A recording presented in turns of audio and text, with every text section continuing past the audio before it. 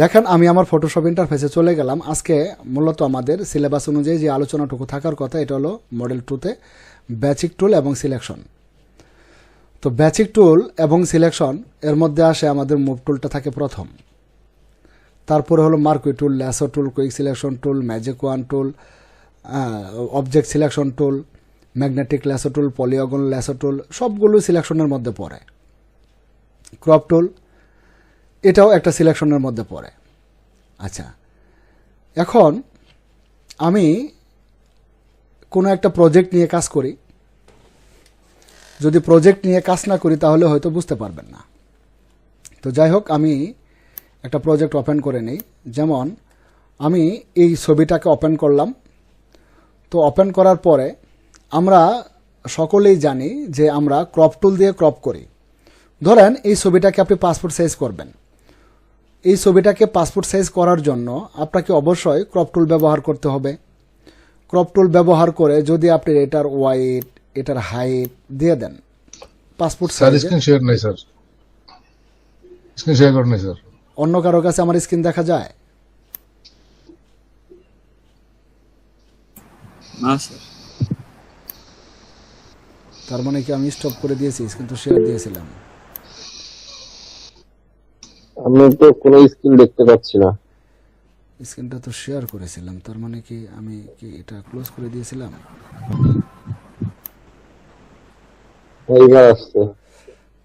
আচ্ছা, আমি দুঃখিত যে আসলে স্ক্রিনটা শেয়ার বাটনে ক্লিক করে আবার স্টপ বাটনে ক্লিক করে ফেলেছিলাম, যার ফলে স্ক্রিনটা শেয়ার হয়ে আবার বন্ধ হয়ে গিয়েছিল। যেটা বলতেছিলাম যে আমরা কোনো একটা ছবিকে যদি ক্রপ করতে চাই কোনো একটা নির্দিষ্ট সাইজের জন্য, যেমন এটা যদি প্রিন্ট আউটের জন্য হয় তাহলে আমাদের একুরেট রেজুলেশন দিতে হবে। যদি স্মার্ট কোনো ডিভাইসের জন্য ডিজিটাল কোনো আমরা এডিট করি তাহলে আমাদের এটা রেজুলেশন কোনো মুখ্য বিষয় না। যদি আমরা ডিজিটাল ভাবে কোনো একটা প্রজেক্ট যদি আমরা এডিট করি, তো ধরেন আমি ক্রপ টুলটাকে সিলেক্ট করে নিলাম। ক্রপ টুলটাকে সিলেক্ট করার পরে ধরুন এই ছবিটাকে যদি আমি পাসপোর্ট সাইজ করি তাহলে এটার একটা ওয়াইড, হাইট এবং রেজুলেশন দিতে হবে। অনেকেই যারা ফটোশপ প্রথম ব্যবহার করেন, যদি এখান থেকে রেশিও থাকে তাহলে আপনি ইয়াটা দিতে পারবেন না, রেজুলেশনটা দিতে পারবেন না। এখান থেকে আপনি ওয়াইড, হাইট এবং রেজুলেশন এটা দিয়ে দিবেন। ধরেন এই ছবিটাকে পাসপোর্ট সাইজ হিসেবে আমি ক্রপ করব 40 mm বাই 50 mm আর রেজুলেশন 300। ডিজিটাল এডিটের জন্য রেজুলেশন কোনো মুখ্য বিষয় না। আপনি যদি 150 দেন তবুও হবে, যদি আপনি 72 দেন তবুও হবে, কোনো সমস্যা নেই। যেমন আমি এই অংশটুকু ক্রপ করব, এই অংশটুকু আমি ক্রপ করতে চাই। দেখেন আমরা সবসময় শোল্ডারের দিকে খেয়াল রাখবো যাতে শোল্ডারটা দুই সাইডে সমান থাকে।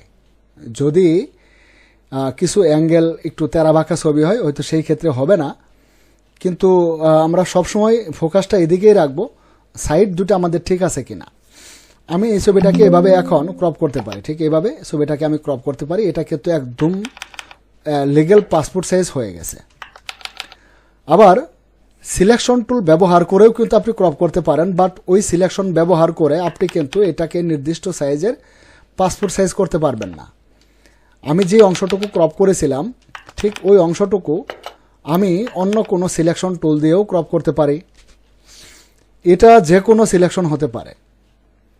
যেমন আমি যদি টুল প্যানেল থেকে মার্কি টুলটাকে নিই, রেক্টেঙ্গেল মার্কি টুলের কথা বলছি। ধরেন আমি ঠিক এখান থেকে এই অংশটুকু মার্ক করলাম, এই অংশটুকু মার্ক করলাম, মানে ক্রপ টুলের মতোই এই অংশটুকু মার্ক করে নিলাম। এবার আপনি এখান থেকে আপনি ইমেজে আসেন, মেনুবারের ইমেজ অপশনে আসেন, আসার পরে এখান থেকে ক্রপে ক্লিক করেন, এই অংশটুকু ক্রপ হয়ে গেল। কিন্তু এই ছবিটা পাসপোর্ট সাইজ হয়নি, এই ছবিটা পাসপোর্ট সাইজ হয়নি। আপনি নতুন করে একটা নিউ ডকুমেন্ট নেন। নতুন করে আমি একটা নিউ ডকুমেন্ট নিয়েছি A4 সাইজের। তো A4 সাইজের একটা ডকুমেন্ট নিলাম, তারপর নিব আমরা মুভ টুল। মুভ টুল কিন্তু একটা সিলেকশন টুল, এটা দিয়ে আমরা বিভিন্ন অবজেক্টগুলোকে সিলেকশন করে মুভ করি। এখন এখানে আমার যে ছবিটা আছে এই ছবিটাকে মুভ করার জন্য আমাকে মুভ টুল ব্যবহার করতে হবে। এটা হলো আমার A4 সাইজের ডকুমেন্ট, এটা হলো ইমেজের ডকুমেন্ট। এই ইমেজটাকে আমি ধরবো আর এই A4 সাইজের পেজে এনে ছেড়ে দিলাম। এটা আমি মার্কি টুল দিয়ে সিলেকশন করে ক্রপ করেছি। এবার এই ছবিটাকে আমি যদি ক্রপ টুল দিয়ে ক্রপ করি, আমি আন্ডো করে দিচ্ছি কিবোর্ড থেকে কন্ট্রোল জ্যাড বাটন প্রেস করে। আমি ক্রপ টুলটাকে সিলেক্ট করে নিলাম। তো ক্রপ টুলটাকে সিলেক্ট করার পরে ঠিক আমি ওইটার মতো করেই একটু সিলেকশন করি, এদিকে এ পর্যন্ত, বাম দিকে এ পর্যন্ত, শোল্ডার দুটা মোটামুটি সমান রাখার চেষ্টা করব। তারপর এন্টার বাটন। এবার মুভ টুলটাকে আমি আবারও নিলাম, এটাকে ধরে আমি এখানে ছেড়ে দিলাম। দেখেন দুইটা ছবি কিন্তু সমান অংশই কিন্তু আমি ক্রপ করেছিলাম, বাট একটা ছবি আমার একুরেট পাসপোর্ট সাইজ হয়েছে যদি আমরা প্রিন্ট করি। আর এটা মূলত আমরা ডিজিটাল এডিটের জন্য করতে পারি। এটাকে ডিজিটাল এডিটের জন্য আমরা এইভাবে ক্রপ করে নিতে পারি যে কোনো ক্রপ টুল দ্বারা। আবার অনেকেই মনে করবেন যে কোনো ক্রপ টুল দ্বারাও কি ক্রপ করা যাবে? হ্যাঁ, এটা আপনি যে কোনো ক্রপ টুল দিয়ে ক্রপ করতে পারবেন। সাপোজ আমি টুল প্যানে থেকে প্যান টুলটাকে সিলেক্ট করলাম, আমি এখানে একটা ক্লিক করলাম, শিফট ধরে আমি এখানে আরেকটা ক্লিক করলাম, এখানে আরেকটা ক্লিক করলাম এবং এখানে আরেকটা ক্লিক করলাম, দেন এখানে আরেকটা ক্লিক করলাম। এই যে অংশটুকু মার্ক হয়ে গেল, কন্ট্রোল এন্টার। একটা সিলেকশন হবে, মেক সিলেকশন।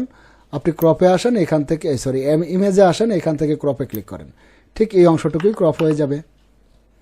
যে কোনো সিলেকশন টুল দিয়ে কিন্তু আপনি এটা ক্রপ করতে পারেন, বাট এই ক্রপটা কিন্তু আপনার একুরেট সাইজ হবে না যদি আপনি প্রিন্ট করার উদ্দেশ্যে করেন। আচ্ছা, তো এইখানে মার্কি টুলের মধ্যে, মার্কি টুলটা হলো একটা গ্রুপ টুল। এই টুলের মধ্যে আমরা মোট 4টা টুল পাই। একটা হলো মার্কি টুল, আরেকটা হলো ইলেকট্রিক্যাল মার্কি টুল, আরেকটা হলো সিঙ্গেল র কলাম, আরেকটা হলো সিঙ্গেল কলাম। তো এইভাবে আমরা মোট 4টা টুল পাই, সবগুলো এখানে সিলেকশনের জন্য। দেখা গেল আপনি এই ছবিটার মধ্যে আচ্ছা, আমি অন্য একটা ছবি খুঁজে দেখে একটু সময় দিবেন। আসলে এখানে সব কিছু প্র্যাকটিক্যালি দেখানো সম্ভব হবে না। কিছু কিছু কাজ আপনার নিজে থেকে একটু ভাবতে হবে যে এই কাজটা কিভাবে করা যেতে পারে। যেমন আমি এখান থেকে যদি এই ছবিটাকে ওপেন করি, খুব বেশি খোঁজাখুঁজি করে আপনাদের মূল্যবান সময় নষ্ট করব না। এই ছবিটাকে আমি এইভাবে ওপেন করলাম। এবার দেখেন আমি ইলেকট্রিক্যাল মার্কি টুলটাকে সিলেক্ট করে নিলাম, আর আমি তার ফেসের এই অংশটুকু মার্ক করব। এই অংশটুকু মার্ক করে যদি কখনো আপনি ম্যানুয়ালি এরকম একটু, যেমন এই অংশটুকু মার্ক করার পরে আমি কিবোর্ড থেকে কন্ট্রোল টি বাটনে ফ্রি ট্রান্সফর্ম করে নিলাম। নেওয়ার পরে ঠিক এইভাবে আপনি এটাকে একটু রোটেট করতে পারবেন আপনার প্রয়োজনে। যদি আপনি মনে করেন যে ছবিটাকে একটু তেরাবাঁকা আছে, আমি এইভাবে একটু করে দিব, হ্যাঁ একটু সোজা করে দিব। আচ্ছা, এন্টার। বাকি এখানে যে এখন একটা প্রবলেম হয়ে গেল, এটা কিন্তু আপনার রিমুভ করতে হবে। তো এটা রিমুভ করার জন্য আমাদের রিমুভ টুল রয়েছে, তবে এই মুহূর্তে রিমুভ টুল ব্যবহার না করে এই ধরনের কাজগুলো আপনার ম্যানুয়ালিও করতে হবে। ম্যানুয়ালি আপনাকে শিখতে হবে যে এই কাজগুলো আর কিভাবে করা যায়। আপনি যদি টুল প্যানেল থেকে স্ট্যাম্প টুলটাকে সিলেক্ট করেন, আমি আমার স্ট্যাম্প টুলটাকে নিলাম, এটা মূলত এটার নাম হলো ক্লোন স্ট্যাম্প। তো স্ট্যাম্প টুলটাকে সিলেক্ট করার পরে স্ট্যাম্প টুল ব্যবহার করার নিয়মটা দেখেন। স্ট্যাম্প টুল দিয়ে যদি আপনি কোথাও ক্লিক করেন, আপনাকে বারবার এরকম একটা মেসেজ দেখাবে, একটা ওয়ার্নিং দেখাবে। এখানে বলা হচ্ছে cold not use the clone stamp tool because the area to clone has not been defined. Alt click to define a source point. মানে এটা ব্যবহার করতে গেলে আপনার অল্ট বাটন এবং মাউস ক্লিক করতে হবে। এখানে এটাই বলছে, দেখেন যে অল্ট প্লাস ক্লিক, অল্ট এবং click to define a source point. Alt button এবং মাউসে ক্লিক করে একটা ডিফাইন একটা সোর্স পয়েন্ট সিলেক্ট করতে হবে আপনার। তা না হলে এখানে যতই ক্লিক করেন এটা কিন্তু কাজ হবে না। এখন আমি যদি এখানে এইটার মাঝখানে যে ফাঁকা অংশটা তৈরি হলো এটাকে যদি ফিল করতে চাই, তাহলে আমি যদি এখানে এই অংশটুকুর মধ্যে এখানে যদি অল্ট বাটন চেপে ধরে মাউস ক্লিক করি, তাহলে এখান থেকেই সে সোর্স পয়েন্টটা নিয়ে নেবে। এখান থেকে সোর্স পয়েন্ট নিয়ে যদি আমরা এখানে ক্লিক করি, তাহলে এই কালারটাই এখানে, মানে এটা স্ট্যাম্প আপনি সিল মেরে দিচ্ছেন, এই কালারটা এখানে হয়ে যাচ্ছে। তো এটা দিলে তো হবে না, আপনাকে অল্ট বাটন ধরে ক্লিক করতে হবে এটার কাছাকাছি কোন কালারটুকু দিয়ে ম্যাচ করা যায়। যেমন এখানে আমি যদি এখানেই ক্লিক করি, এখানে অল্ট ধরে মাউসে ক্লিক করি, তাহলে এখান থেকেই কালারটা কপি হলো দেখেন। এবার এইখানে আমি এখানে ক্লিক করব, দেখবেন এই যে বারবার আমি এখান থেকে ক্লিক করছি আর কালার নিচ্ছি। এবার এই যে একটু উপরে ক্লিক করলাম, কালার নিলাম। এবার পাঞ্জাবির কলারে এখানে ক্লিক করলাম, এখান থেকে কালার নিলাম, এখান থেকে কালার নিয়ে এটা মেলানোর চেষ্টা করলাম ঠিক এইভাবে। এবার পাঞ্জাবির থেকেই কালার নিচ্ছি। সোর্স পয়েন্টগুলো খুব কাছাকাছি থেকে নিয়ে এইভাবে যদি আপনি এটা ফিল আপ করতে চান করতে পারবেন। যদি এইভাবে আপনি একটু ম্যানুয়ালি এগুলো ব্যবহার আপনার শিখতে হবে। এই যে কাছাকাছি থেকে রং নিলাম, এগুলো আমি ফিল আপ করে দিচ্ছি। আর এআই দিয়ে তো আমরা করতেই পারবো, এআই তো আমাদের আছেই, তাই না? আমরা এআই পরে ব্যবহার করবো, আগে ম্যানুয়ালি একটু শিখেন। কারণ সবাই কিন্তু এআই এর কাজ আপনার কাছ থেকে নেবে না। সব ক্লায়েন্ট কিন্তু আপনার কাছ থেকে এআই জেনারেটেড কোনো কাজ নেবে না। সেই ক্ষেত্রে আপনি কি করবেন? তখন কিন্তু এই কাজগুলো আপনার ম্যানুয়ালি করে দিতে হবে। এই কাজগুলো ম্যানুয়ালি আপনাকে করতে হবে। তো একটু প্র্যাকটিস করলে এটা হয়ে যাবে, কোনো ব্যাপার না, এটা কঠিন কোনো বিষয়ও না। হ্যাঁ, এটা মাউস পয়েন্টটাকে কখনো ছোট করবেন, কখনো বড় করবেন, তাহলে এটা অ্যাকুরেট করা যাবে। করা যাবে না এমন কিছু না, এমন কিছু না। এটা এইখান থেকে আমরা এই যে একটা লাইনের মতো দেখা যায়, এই লাইনটাকে টানবো, এখান থেকে এরকম ক্লিক করব, সব লাইনগুলো যাতে অ্যাকুরেট থাকে। এইভাবে কিন্তু করা যাবে। সম্পূর্ণ অংশটুকুই যদি আমি করতে পারবো, কিন্তু আপনাদের একটু সময় লস হবে। এই বিষয়টা নিয়ে আমাদের আলোচনা করতে হবে। তো বিষয়টা হলো আমাদের সিলেকশনগুলো আমরা দেখব। দেখেন, আমি মার্কেট টুল দিয়ে আপনাদের ক্রপ করা দেখালাম। ইলেকট্রিক্যাল মার্কেট টুল দিয়ে ছবিটাকে আমরা একটু মাথাটাকে আরেকটু ঘুরিয়ে দিলাম। যখন এগুলোকে আপনি সম্পূর্ণ ফিল আপ করবেন তখন বোঝার কোনো উপায় থাকবে না। তো কি, আপনি এআই এর মতো কিন্তু আপনিও কাজ করতে পারছেন। শুধু এআই দিয়ে কাজ করবেন কেন? এগুলো আপনাকেও শিখতে হবে। আপনি এগুলো শিখেও কিন্তু এগুলো কাজ করতে পারেন। এখন যদি এখানে আমরা রিমুভ টুল ব্যবহার করি, তাহলে কিন্তু খুব সহজেই এটাকে আমরা ফিল আপ করে দিতে পারবো, কোনো ব্যাপার না। তো আমরা সেটা না করে যদি একটু আমরা নিজেরা শিখি, তাহলে তো আমাদের দোষ কোথায়? আমি রিমুভ টুলটাকে নিলাম। রিমুভ টুলটাকে নেওয়ার পরে এইভাবে মার করেন, এইভাবে মার করেন, এইভাবে মার করে, হয়তো একটু প্লাস মাইনাস হয়ে গেল আমার মার্কের, আমি একটু অতিরিক্ত মার করে ফেলেছি, ছেড়ে দেন। একটু ওয়েট করেন, একটু ওয়েট করেন, এটা ফিল আপ হয়ে যাবে। আশা করি এখানে ভালো একটা ফলাফল না পেলেও আংশিক একটা ফলাফল কিন্তু এখানে আমরা পেয়ে যাব। তো সম্পূর্ণ অংশটুকুই কিন্তু আমরা রিমুভ টুলে করতে পারতাম যদি আমাদের কাছে ফটোশপের এই ভার্সনটি থাকে। আপনি 24-এর কোনো ভার্সনে এরকম নিখুঁত রেজাল্ট পাবেন না। 25-এর 26 ভার্সনে যেটা পাবেন, এটা কিন্তু 24-এর ভার্সনে পাবেন না। তো যাই হোক, একটু দেখা যাক যে আসলে এই ফিল আপটা আমারও এখানে অনেকগুলো অ্যাপ্লিকেশন চালু করা, তো একটু লোড হচ্ছে আর কি। তো আমরা কিন্তু এটা ব্যবহার করে খুব সহজেই করতে পারি, বাট কিছু কাজ আপনাকে নিজে থেকে করতে হবে। তা না হলে ফটোশপের এআই ব্যস্ত আমরা রান করতে পারতাম যে ফটোশপের আমরা সমস্ত এআইগুলোই শিখব। তো এটা তো আমাদের বেসিক কোর্স, তো বেসিক বিষয়গুলো আমাদের শিখতে হবে। এই ছবিটার ভিতরে আপনি অনেক কিছু অ্যাপ্লাই করবেন, অনেক কালার কারেকশন করবেন। এটাকে যদি একটু হাই রেজুলেশন করতে চান করতে পারবেন, কোনো ব্যাপার না। পুরো বিষয়গুলো আমি শেয়ার করার চেষ্টা করছি। যাই হোক, একটু সময় নিচ্ছে। আশা করি সে পর্যন্ত একটু সময় দিবেন, হয়তো আরেকটা ধাক্কা হলেই হয়ে যাবে।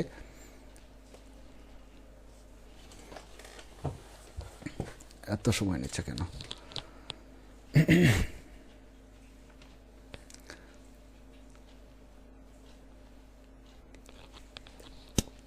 আচ্ছা দেখেন, এটা আমার অনেকটা সময় নিচ্ছে। আমি এদিকে একটু এখান থেকে আমি ব্যাক করলাম, এটা আর আমি সময় নষ্ট করছি না। দেখেন, তো এভাবে রিমুভ টুল আমি গত ক্লাসে আপনাদের দেখিয়েছি। রিমুভ টুল দিয়ে কিন্তু এটা খুব সুন্দরভাবে ফিল আপ করা যাবে, এটা কোনো ব্যাপার না। দেখেন, ছবিটাকে আরেকটা ডুপ্লিকেট করে যদি করতাম আফটার বিফোরটা এখন দেখানো যেত। তো যাই হোক, এটা করা হয়নি। এখন আপনি এই ছবিটাকে এডিট করবেন, একটু কালার কারেকশন করবেন। তো কালার কারেকশন করার জন্য আমি শর্টকাট কিছু ট্যাকটিক আপনাদের দেখিয়ে দেই। আর এছাড়াও যদি ম্যানুয়ালি করতে চান, একটু স্লো মোশন এটা দেখাই দেই। একেবারে বেসিক পার্টটাও একটু দেখাই। বেসিক জন্য আপনি যদি ছবিটাকে একটু ব্রাইট করতে চান, তাহলে কিবোর্ড থেকে কন্ট্রোল এম বাটনে প্রেস করবেন, এটা হলো কার্ভ হয়ে যাবে। তো এছাড়া ম্যানুয়ালি যদি আপনি করেন, তাহলে আপনাকে ইমেজে আসতে হবে, অ্যাডজাস্টমেন্টে আসার পরে এখান থেকে কার্ভস, এই যে দেখেন কন্ট্রোল এম, এটাতে যদি ক্লিক করেন তাহলে এই প্যানেলটা আপনার চলে আসবে, এই ডায়লগ বক্স। এইখান থেকে একটা হেলানো রেখা দেখতে পাচ্ছেন। তো এইখানে আলোচনা করতে গেলে আরও এখানে বিস্তারিত আলোচনা কিন্তু এখানে রয়েছে। আমি ছবিটাকে একটু ব্রাইট করে দেখাই। ছবিটা একটু ব্রাইট হয়ে গেল। এবার কন্ট্রোল এল দিয়ে আমি ছবিটাকে একটু লেবেল করব। যদি ম্যানুয়ালি করতে চান ইমেজ, তারপর অ্যাডজাস্টমেন্ট। তো ইমেজে আসার পরে অ্যাডজাস্টমেন্ট, ইমেজ থেকে অ্যাডজাস্টমেন্টে আসার পরে আপনি লেবেলে ক্লিক করে দিবেন, অ্যাডজাস্টমেন্ট, আর এখান থেকে লেবেলস। তো লেবেলসে ক্লিক করলে লেবেলসের প্যানেলটা আমরা পেয়ে গেলাম। এখান থেকে আপনি ছবিটাকে একটু লেবেল করে নিতে পারেন। যেমন আমি ছবিটাকে একটু কন্ট্রাস্টটা বাড়িয়ে দিলাম, দেখেন খুব সুন্দরভাবে আপনি এই কাজগুলো করতে পারেন। এটা হলো বেসিক।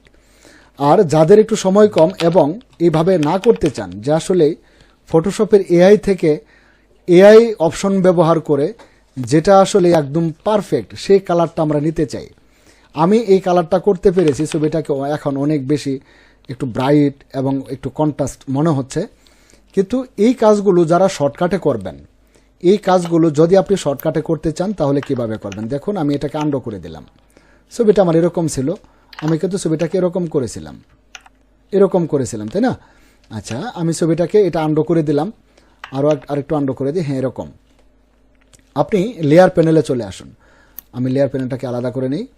লেয়ার প্যানেলে চলে আসুন। আসার পরে দেখুন এখানে আমরা create new fill or adjustment layer যে আইকনটা আছে, এখানে ক্লিক করেন। এখানে ক্লিক করার পরে আপনি এখানে বেশ কিছু অপশন পাবেন। এইখানের অপশনগুলো যদি ব্যবহার করেন তাহলে সরাসরি আপনার ইমেজের উপরে অ্যাপ্লাই হবে না, এগুলো উপরে আলাদা একটা লেয়ার নিয়ে অ্যাপ্লাই হবে। তাতে করে আপনার সুবিধা হবে। আপনি চাইলে এটা যে কোনো সময় ডিলিট করে দিতে পারবেন, যে কোনো সময় এটাকে ডিলিট করে দিতে পারবেন। যেমন আপনি এখান থেকে কালার লোকআপে আসেন, তারপরে এখানে আপনি থ্রেশহোল্ডে আসেন, সিলেক্টিভ কালারে আসেন, এখান থেকে লেবেলস এবং কার্পে আসেন, যেগুলো দেখালাম এই সবগুলোতে আপনি আসতে পারেন। যেমন আমি এখান থেকে লেবেলসে ক্লিক করে দিলাম। তো লেবেলসে ক্লিক করার পরে লেবেলসের প্যানেল কিন্তু আমার ওপেন হয়ে গেছে। এখানে এই যে লেবেলসের প্যানেল কিন্তু আমার ওপেন হয়ে গেছে, দেখেন এই যে লেবেলস। এইখান থেকে আমরা ওখানে যে স্লাইডার পয়েন্টগুলো পেয়েছিলাম ওই স্লাইডার পয়েন্টগুলো এখানেও পাচ্ছি। এবং এখান থেকে আমরা একটু অটো কাজ করি, ওখান থেকেও করা যেত, ভুল বোঝার কোনো অবকাশ নেই, ওখান থেকেও করা যেত। বাট এখান থেকে করলে আমাদের সুবিধাটা কি, আমরা একটা আলাদা লেয়ার পাচ্ছি এবং এই লেয়ারের মধ্যে এটা অ্যাপ্লাই হবে, আমাদের মেন ইমেজটা কিন্তু ঠিক থাকবে। এখন ধরেন এখানে যদি আপনি একটু শর্টকাটে করতে চান তাহলে দেখেন এখানে আপনার এখানে যে প্রিসেটটা আছে, এখানে প্রিসেটের মধ্যে আমরা দেখতে পাচ্ছি এটা ডিফল্ট করা আছে। এই যে ডিফল্ট অবস্থায় আপনি এখানে ডিফল্টে ক্লিক করেন আর এখানে বেশ কিছু অপশন আপনি পেয়ে যাবেন। এই বেশ কিছু অপশনের মধ্যে আপনি যদি একটু অটোমেটিক্যালি কাজ করতে চান, যে ফটোশপের থেকে এই কালারগুলো আমি কারেকশন করে নেব, তাহলে এখান থেকে আপনি এগুলো সবগুলো ট্রাই করে দেখতে পারেন কোনটা কীরকম কালার আসে। আমি এটাতে ক্লিক করলাম, দেখেন একটু পরিবর্তন কিন্তু হয়েছে। ডিফল্ট আমি আবারও ক্লিক করি, দেখেন এই যে একটু পরিবর্তন আসে। এইখানে খুব বেশি কিন্তু আসবে না, হ্যাঁ, আবার কোনোটাতে খুব বেশি চলে আসবে, যেটাতে একদম একটু মানে ফ্যাকাশে কালারের ছবি থাকবে সেটাতে অনেক বেশি চলে আসবে। এই যে দেখেন অনেক বেশি ব্রাইট হয়ে গেল। আচ্ছা, এটা ছিল আমাদের মানে অনেক বেশি কন্ট্রাস্ট হয়ে গেল। এটা ছিল আমাদের লেভেলস। তো আমরা এখানে ক্লিক করে এবার যদি এখান থেকে কার্ভ করে নেই, তো কার্ভ থেকেও কিন্তু আমরা এই প্রিসেট থেকে ডিফল্ট থেকে আমরা এখান থেকে এই কালারগুলো আমরা ঠিক করে নিতে পারি। দেখেন আপনার এই যে হেলানো রেখাটা দেখাইছিলাম, এই হেলানো রেখাটা কিন্তু এখন আপনার মতো করে না, এটা ডিফল্ট অবস্থায় যে সেটিংসটা ছিল এটাতে ওই সেটিংসটাই কিন্তু হচ্ছে। আপনি কিন্তু চাইলে যখন এটাকে উপরে উঠাবেন তখন কিন্তু এটা কাস্টম হয়ে যাবে, কারণ আপনি নিজে এটাকে কাস্টম করে নিলেন। এইখানে এইভাবে আপনি এগুলোকে কন্ট্রাস্ট এবং ব্রাইটনেস করে নিতে পারেন। তাতে করে আপনার মেন লেয়ারটা ঠিক থাকবে, মেন ইমেজটা ঠিক থাকবে। দেখেন এটা ছিল আমাদের মেন ইমেজ, আমরা এখানে এগুলো অ্যাপ্লাই করেছি। আচ্ছা, এখানে আরও কিছু অ্যাপ্লাই করেন। আপনি create new filler adjustment layer আইকনে ক্লিক করার পরে আপনি কালার লকআপে আসেন। আসার পরে এই যে কালার লকআপটা আমরা এখানে পেয়ে গেলাম। তো এখান থেকে ধরুন আমি এটা দিয়ে দিই, আপনি সবগুলো ট্রাই করে দেখবেন। দেখেন ছবিটা আরও অনেক বেশি কালারফুল হয়ে গেল, আরও অনেক বেশি মানে অ্যাট্রাকটিভ হয়ে গেল। তখন কিন্তু একটু হালকা কালার ছিল।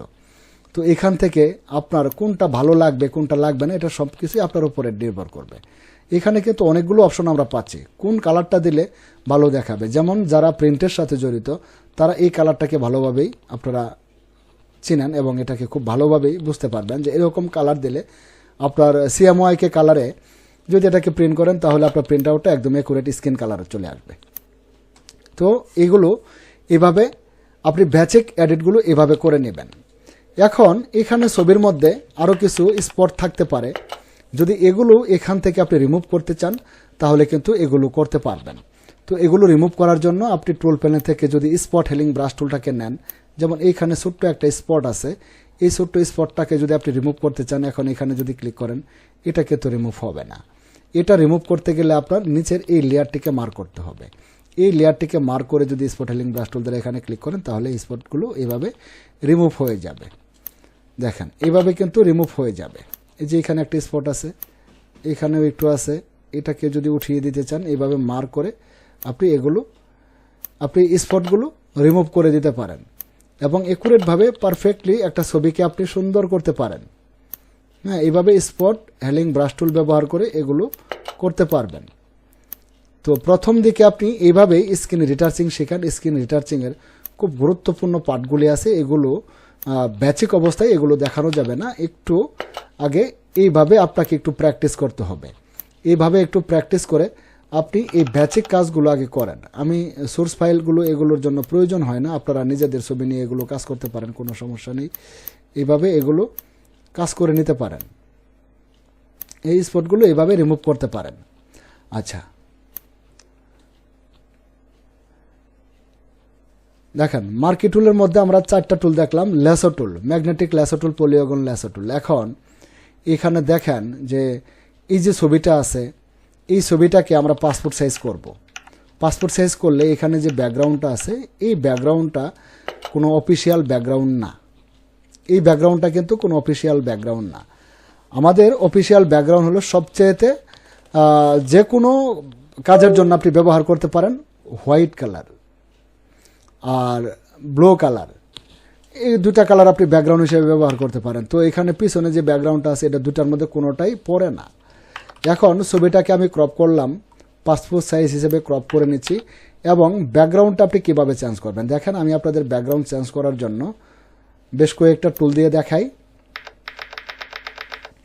আচ্ছা, এই অংশটুকুই আমি ক্রপ করে নিলাম। এই অংশটুকু ক্রপ করার পরে এরকম কোনো ইমেজ আপনি অবশ্যই, এটা যে কোনো ধরনের ইমেজ আপনি কিন্তু কুইক সিলেকশন টুল ব্যবহার করে ব্যাকগ্রাউন্ডটাকে এবং অবজেক্টটাকে আলাদা করতে পারবেন। তো আপনি টুল প্যানেলে আসেন, আসার পরে এখান থেকে কুইক সিলেকশন টুলটাকে সিলেক্ট করেন। কুইক সিলেকশন টুলটাকে সিলেক্ট করার পরে আপনি এইভাবে এটাতে মার্ক করেন, কুইক সিলেকশন টুল দিয়ে এইভাবে মার্ক করেন। দেখেন এই অংশটুকু মার্ক হয়ে গেল। আর একটু জুম করেন, জুম করার পরে এদিক দিয়ে আরেকটু উপরে উঠান, আরেকটু উপরে উঠান, আরেকটু উপরে উঠান। হয়তো কোথাও একটু প্লাস মাইনাস হয়ে যাবে, সেটা আমরা আবার পুনরায় সিলেকশন করে নেব। আচ্ছা, ও মাই গড, এবার দেখেন সম্পূর্ণ অংশটুকুই হয়ে যাচ্ছে। তার মানে এদিক দিয়ে কোথাও ব্যাকগ্রাউন্ড কালার আর স্কিন কালারের সাথে মিলে যাচ্ছে। আচ্ছা, এখন কিন্তু আমাদের এইভাবে আবার করতে হবে, অল্ট ধরে যদি করি, এখানে এই পর্যন্ত আমরা আনতে পারলাম। তারপরেও চুলগুলাতে গেলে আমার মনে হয় যে ব্যাকগ্রাউন্ডটাও সিলেক্ট হয়ে যাবে। হ্যাঁ, আচ্ছা, হয়নি। তো এইভাবে আমরা স্টেপ বাই স্টেপ, যদি আপনি কোথাও প্লাস করতে চান তাহলে অল্ট ধরে নেবেন, যদি কোথাও মাইনাস করতে চান শিফট ধরে নেবেন, তাহলেই হবে। এখন এইভাবে আমরা অবজেক্টটাকে সিলেকশন করেছি। এবার এখান থেকে অবজেক্টটাকে সিলেকশন করার পরে আপনার কাছে যদি ফটোশপের এই বাসনটি থাকে তাহলে তো এত কিছু করার দরকার নেই, কিন্তু তারপরেও আপনি যে কোনো ফটোশপে এবং যে কোনো অবস্থায় আপনি যাতে ফটোশপ ব্যবহার করে ইমেজ এডিট করতে পারেন। আমি এটার আপনাদের এআই অপশনটাও দেখাবো এবং ম্যানুয়ালি অপশনটা দেখাচ্ছি। এখন আপনি এটা যদি কোনো একটা ব্যাকগ্রাউন্ড অ্যাপ্লাই করতে চান, যেমন আমি যদি হোয়াইট ব্যাকগ্রাউন্ড অ্যাপ্লাই করতে চাই, আমার এখানে ব্যাকগ্রাউন্ডে আছে হোয়াইট কালার, ফোরগ্রাউন্ডে আছে হালকা গোল্ড কালার। তো এখানে আপনি যে কোনো একটা কালার চেঞ্জ করে নিতে পারেন। যদি আপনি নিচেরটা ব্যাকগ্রাউন্ড কালার, উপরেরটা ফোরগ্রাউন্ড কালার, নিচের হোয়াইট কালারে ক্লিক করে দিলাম, আর এখান থেকে আমি ব্লু কালারের একটা ব্যাকগ্রাউন্ড নেই, এই যে ব্লু কালার একটা ব্যাকগ্রাউন্ড সিলেক্ট করে দিলাম। দেওয়ার পরে এখন যদি কন্ট্রোল বাটন চেপে ধরে যদি ব্যাকগ্রাউন্ড কালার অ্যাপ্লাই করতে চান তাহলে কন্ট্রোল ব্যাক স্পেস, আর যদি ফোরগ্রাউন্ড কালার অ্যাপ্লাই করতে চান তাহলে অল্ট ব্যাক স্পেস। যেমন অল্ট ব্যাক স্পেসটা দিয়ে দেই, অল্ট ব্যাক স্পেস দিলে আমার ফোরগ্রাউন্ড কালার অ্যাপ্লাই হবে, দেখতেই পারলেন। এবার যদি কন্ট্রোল বাটন চেপে ধরে ব্যাক স্পেস দিই তাহলে ব্যাকগ্রাউন্ড কালারটা অ্যাপ্লাই হবে। কিন্তু আমার এখানে অবজেক্টটাই অদৃশ্য হয়ে যাচ্ছে। আমি তো চাই যাতে আমার ব্যাকগ্রাউন্ডটা ব্লু কালার অ্যাপ্লাই হয়, অথচ ব্লু কালার অ্যাপ্লাই হচ্ছে আমার এই অবজেক্টের মধ্যে। তো আমি এই যে সিলেকশনটা আছে, এই সিলেকশনটা আমাদের ইনভার্ট করতে হবে। এই সিলেকশনটাকে ইনভার্ট করার জন্য আপনি শর্টকাট করতে পারেন এবং আপনি ম্যানুয়ালি অপশন থেকে সিলেক্ট থেকে করতে পারেন। এখান থেকে এই সিলেক্ট থেকে আপনি করতে পারেন এবং এখান থেকে আপনি ম্যানুয়ালি করতে পারেন। আপনি এখান থেকে যদি ইনভার্ট করে দেন, হ্যাঁ, যদি ইনভার্স করে দেন তাহলে সিলেকশনটা উপরে চলে গেল। এই সেম কাজটাই আপনি যদি শর্টকাটে করেন, শর্টকাটটাও আপনার জানা থাকতে হবে, তাতে করে আপনার কাজটা সময় কম লাগবে। কন্ট্রোল এবং শিফট বাটন চেপে ধরে আই বাটন আমরা এটাকে ইনভার্ট করে দিলাম, ইনভার্স করে দিলাম। ইনভার্স করার পরে এখন যদি আমরা এখানে একটু ফেদার অ্যাপ্লাই এখানে যদি ব্যাকগ্রাউন্ড কালারটা অ্যাপ্লাই করি, তাহলে কন্ট্রোল ব্যাক স্পেস দিলে এখানে একটা কালার আমাদের ব্লু কালারটা অ্যাপ্লাই হয়ে গেল। তো ব্লু কালার অ্যাপ্লাই হওয়ার আগে আরেকটা বিষয় দেখুন, এখানে আমরা একটু ফেদার অ্যাপ্লাই করতে পারতাম। একটু ফেদার অ্যাপ্লাই করলে দেখেন এই যে কানের এই দিক দিয়ে একটু ব্লো, ওই যে আগে যে ব্যাকগ্রাউন্ডটা আছে ওই ব্যাকগ্রাউন্ডের একটু নয়েজ কিন্তু আমরা দেখতে পাচ্ছি। ওই ব্যাকগ্রাউন্ডের একটু নয়েজ কিন্তু এদিকে রয়েছে, এদিকেও রয়েছে। তো এরকম নয়েজ থাকলে আবার ছবিটা পারফেক্টলি কিন্তু এডিট হলো না, কারণ একটা শেডোর মতো মনে হচ্ছে এখন। তাহলে আপনি এই ক্ষেত্রে এটাকে আন্ডো করে দিবেন। এটা আন্ডো করার পরে আপনার তো এখানে কুইক সিলেকশন টুল আছে, আপনি এখানে মাউসের রাইট ক্লিক করেন। মাউসের রাইট ক্লিক করার পরে যে এখানে যে ফেদার দেখতে পাচ্ছেন এই ফেদারে ক্লিক করেন। আর একটা পাসপোর্ট সাইজ ছবির জন্য আমরা সর্বোচ্চ 1.5 অথবা 2 ফেদার রেডিয়াস ব্যবহার করব। আমি 2 দিয়ে দিলাম। এবার ওকে বাটনে ক্লিক করেন। ওকে বাটনে ক্লিক করে এখন যদি আমরা ব্যাকগ্রাউন্ডটাকে চেঞ্জ করি তাহলে স্মুথলি ব্যাকগ্রাউন্ডের সাথে এটা মিলে যাবে। আমি কন্ট্রোল বাটন চেপে ধরে ব্যাক স্পেস বাটনে ক্লিক করে দিলাম। এবার আমি সিলেকশনটাকে উঠিয়ে দেই। এবার দেখেন খুবই স্মুথলি হয়ে গেছে, এটা খুবই স্মুথলি হয়ে গেছে, আগের মতো কিন্তু এখন নেই। আপনি এটাকে আন্ডো করেন, আবারও কন্ট্রোল ব্যাক স্পেস আরেকবার দেন, কন্ট্রোল ব্যাক স্পেস আরেকবার দেন না, 2 বারের বেশি দেন না। আমি 3 বার দিয়ে ফেলছি, 3 বার দেওয়াটা ঠিক হবে না, 2 বার দেবেন। কিন্তু এটা দেওয়া দরকার আপনার কীরকম জানেন, এটা রেডিয়াস আপনি 1 ব্যবহার করবেন। 2 ব্যবহার করলে এটার অবজেক্টের সাথে খুব বেশি ম্যাচিং হয়ে ব্লার হয়ে যাবে সাইডগুলো। আপনি 1 ব্যবহার করবেন। আমি 2 দিয়ে দেখালাম যাতে স্মুথলি আপনাদের দেখাতে পারি। এখন এখানে যদি জুম করেন তাহলে এখানে কোনো নয়েজ আপনি পাবেন না, একদমই স্মুথলি কিন্তু এটার সাথে মিলে গেছে, এটার সাথে মিলে গেছে। এটা হলো ফেদারের কাজ। ফেদারের কাজ হলো যে অবজেক্টের সাথে ব্যাকগ্রাউন্ডটাকে স্মুথলি মিলিয়ে দিবে। এটা হলো ফেদার, যাতে মানে সাইডগুলো দাঁড়ালো বা খসখসে ভাব থাকবে না এটা। আচ্ছা, আমি আন্ডো করে দিই। এটা আপনি এভাবে একটু ম্যানুয়ালি আপনাকে শিখতে হবে। আর যদি আপনার কাছে ফটোশপের আপডেট ভার্সন থাকে তাহলে তো আপনার কাছে এরকম এগুলো তো করার দরকার নেই। আপনি এখান থেকে মাউসের রাইট ক্লিক করে আপনি এখান থেকে অবজেক্ট সিলেকশন টুল নিতে পারেন। তো অবজেক্ট সিলেকশন টুল নেওয়ার পরে এটা কিন্তু ডিটেক্ট করছে, দেখেন এই যে এখানে কিন্তু এই যে এটা কিন্তু ঘুরছে, এটা ঘুরে কিন্তু এটাকে ডিটেক্ট করছে যে এই ডকুমেন্টের ভিতরে কি আছে। ওখানে খেয়াল করেন, দেখেন সব কিন্তু এটা ডিটেক্ট করে নিচ্ছে। এখানে সব কিছু রিড করা হয়ে গেলে এটা থেমে যাবে। এখানে এখনও সব কিছু রিড করা নেই, আমার আসলে ব্যাকগ্রাউন্ডে অনেক অ্যাপ চালু করা তো একটু সময় লাগছে। এটা কিন্তু ডিটেক্ট করা হয়ে গেছে। আপনি যেখানে যাবেন দেখেন, ব্যাকগ্রাউন্ডে যান, ব্যাকগ্রাউন্ড সিলেক্ট হবে, অবজেক্টে আসবেন, অবজেক্ট সিলেক্ট হয়ে যাবে। তো এখানে আপনি এই যে এখানে সিলেক্টিভ পিপলে আসেন, এখানে আসলে আর বেশি কিছু নেই, তো এখানে একটাই হয়তো দেখাবে, একটা পিপলই দেখাবে। কি ব্যাকগ্রাউন্ডে কি চলতেছে আজকে, এত সময় নিচ্ছে কেন? আচ্ছা, অবজেক্ট সিলেকশন টুল দিয়ে যদি আপনি এখানে একটা ক্লিক করেন তাহলে কিন্তু এটা সিলেকশন হয়ে যাবে। আমরা কুইক সিলেকশন টুল, ম্যাজিক 1 টুল দিয়ে এত সিলেকশন করার সময় যাদের নেই তারা এখানে ক্লিক করতে পারেন। একদম সিলেক্ট হয়ে গেছে। আবার এখানে একটা প্রবলেম হয়ে গেছে, দেখেন এখানে এই যে ট্রাই, এটা কিন্তু সিলেক্ট হয়নি, এটাও ক্লিক করে দেন, এটাও সিলেক্ট হয়ে যাক। এবার এটাই সিলেক্ট হয়ে গেছে। আচ্ছা, আমি সম্পূর্ণটুকুই সিলেক্ট করব।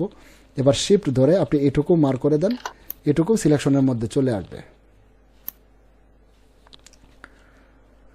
আচ্ছা, দেখেন এই যে এখানে আরেকটা বিষয় দেখেন, যদি এরকম করার পরেও যদি আপনার সিলেকশন না হয়, আপনি টুল প্যানেল থেকে লেসার টুল নেন। আমাদের আজকের ক্লাসের এটাও একটা বিষয়। এই যে লেসার টুলটাকে সিলেক্ট করে নিলাম, লেসার টুল দিয়েও কিন্তু আমরা এই সিলেকশনটুকুকে কভার করে নিতে পারি। আপনি শিফট বাটন ধরেন, লেসার টুল দিয়ে এভাবে মার্ক করেন, দেখবেন এটুকু সিলেকশন হয়ে গেছে। যেখানে সিলেকশন হয়নি সেখানে এভাবে ক্লিক করে আপনি সিলেকশন করে নিতে পারেন। যেখানে সিলেকশন হয়নি এইভাবে ক্লিক করে এটাকে মার্ক করে আপনি এইভাবে সিলেকশন করে নিতে পারেন। এখন আপনি ওই যে একইভাবে এটাকে আবার ইনভার্স করে দেন, কন্ট্রোল শিফট আই, ইনভার্স হয়ে গেল। এখানে আপনি একটু ফেদার রেডিয়াস দেন, এবার এখানে 1 দিয়ে দিচ্ছি আমি, এখানে 1 এন্টার, তারপর কন্ট্রোল ব্যাক স্পেস। দেখেন এবার কিন্তু আগের মতো এতটা ব্লার হবে না, দেখুন একদমই স্মুথলি মিলে গেছে। এটা ছিল এরকম। আচ্ছা, এইভাবে আমরা কিন্তু কোনো একটা ইমেজ এইভাবে আমরা রেডি করতে পারি, আমরা এই ছবিটার কালারগুলিকে অ্যাকুরেট করতে পারি। তো এই ছবিটার কালার একদম ঠিক আছে, এটার কিন্তু আসলেই কালার কারেকশনের কোনো দরকার নেই। যদি তারপরে আপনার কখনো মনে হয় যে ছবিটাকে বেশি ব্রাইট মনে হচ্ছে বা ছবিটাকে বেশি ডার্ক মনে হচ্ছে, আপনি এটাকে একটু ব্রাইটনেস কমাই দিবেন বা একটা কিছু করবেন, তাহলে এর আগে যে অপশনগুলো দেখালাম এইখানে এই অপশনগুলো ব্যবহার করে আপনি কিন্তু এটা করতে পারেন, এগুলো করে নিতে পারবেন। তো খুব সুন্দরভাবে এডিট করতে পারবেন। এখন এরকম ছবি কিন্তু অনেক সময় এরকম লো কোয়ালিটির হয়, দেখেন ছবিটাকে জুম করলে ফেটে যাচ্ছে, আপনি দেখতে পাচ্ছেন ছবিটাকে জুম করলে ফেটে যায়। এরকম কোনো লো কোয়ালিটির ছবি আপনি হাই কোয়ালিটি কিভাবে করবেন, এটা আপনাদের আগামী ক্লাসে ইনশাল্লাহ দেখাবো। আর ইমেজ প্রসেসিংয়ের আরও বিষয়গুলো দেখাবো, কারণ এটা খুবই গুরুত্বপূর্ণ বিষয়। এটা খুবই গুরুত্বপূর্ণ বিষয় সেটা হলো যে ইমেজগুলোকে হাই কোয়ালিটি রাখার। আপনি যদি অনলাইন মার্কেট প্লেসে কাজ করেন তাহলে এই ধরনের কাজগুলো খুব বেশি পাবেন, যে আসলে লো কোয়ালিটির ইমেজগুলো বেশি থাকবে, এগুলোর কোয়ালিটি এবং স্ক্রিন টেক্সচার ঠিক রেখে এগুলোকে কাজ করতে হবে। তো আমরা যারা অনলাইনে এই কাজগুলো শিখছি, হয়তো লোকালি স্টুডিও দেওয়ার পরিকল্পনা অনেকেরই নাই, খুব কম। তো যারা অনলাইনে কাজ করবেন তাদের কিন্তু এগুলো শিখতে হবে, এগুলো শিখে কিন্তু আপনার কাজ করতে হবে। যেমন এই ছবিটা আপনি যদি আরও হাই রেজুলেশন দিতে চান তাহলে কিন্তু দেওয়া যাবে। এখানে ছবিটা কিন্তু হচ্ছে পিক্সেলগুলো আলাদা হয়ে যাচ্ছে, রাস্টার হয়ে যাচ্ছে একেবারেই। তো এগুলো আমাদের করতে হবে, এগুলো আমরা শিখতে হবে। তো এই কোর্সের মাধ্যমে আপনাদের বিষয়গুলো একদম ক্লিয়ার হয়ে যাবে। এখানে দেখেন quick selection tool, magic wand tool এবং অবজেক্ট সিলেকশন টুল আমরা দেখলাম। ক্রপ টুল মোটামুটি আমরা দেখেছি। এখানে স্ট্রেটেনার একটা অপশন আছে, এখানে ক্রপ টুলের মধ্যে আসেন। ক্রপ টুলের মধ্যে আসার পরে এই যে পার্সপেক্টিভ ক্রপ টুল, পার্সপেক্টিভ ক্রপ টুল দিয়ে আমরা এটা স্ট্রেটেন করতে পারি।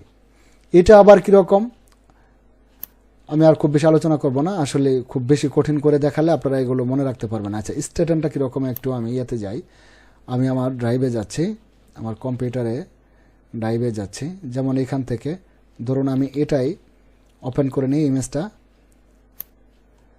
আচ্ছা, এখানে আমরা কিন্তু ক্রপ অ্যান্ড স্ট্রেটেন করতে পারি, ক্রপ অ্যান্ড স্ট্রেট।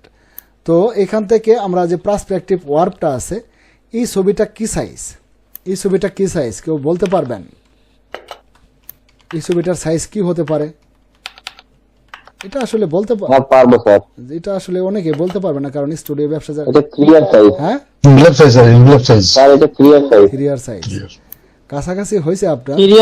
3R না, এটা সম্ভবত 4R সাইজ, এটা 4R সাইজ।